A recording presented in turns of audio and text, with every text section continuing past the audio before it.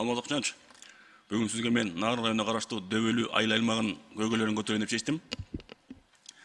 Ал жерде эң чоң көйгөлөр Нарын эки Нарын жолун 17 километрин унаа жолун асфальттоо. Быйыл 4 километр каралган.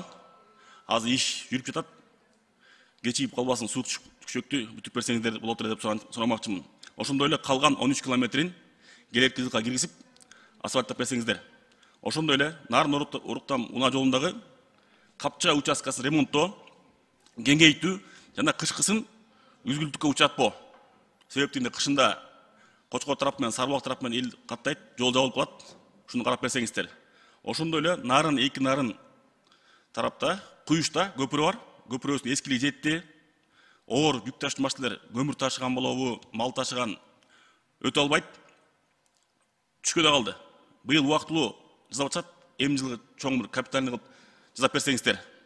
Рахмат. Ошондой эле Оруктам айылына, Тамдусу айылына спорттук аянтча керек, куруш керек, ошондой эле ФАП куруш керек.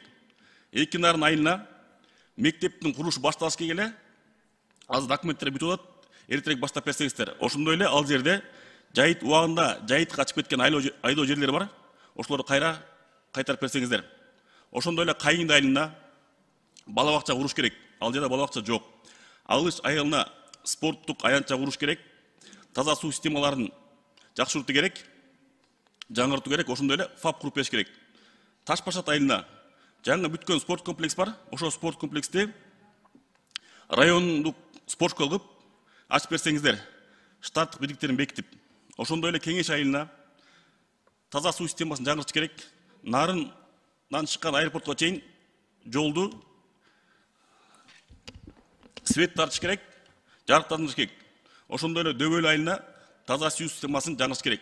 Бул жерде эң чоң көйгөй, Алмаз Акчанович, жол маселеси, жол. Эч жаза элек. Быйыл 4 километр кирилди эле, ошону эртең бүтүп берсеңиздер, эми жылы 13 километр карап берсеңиздер.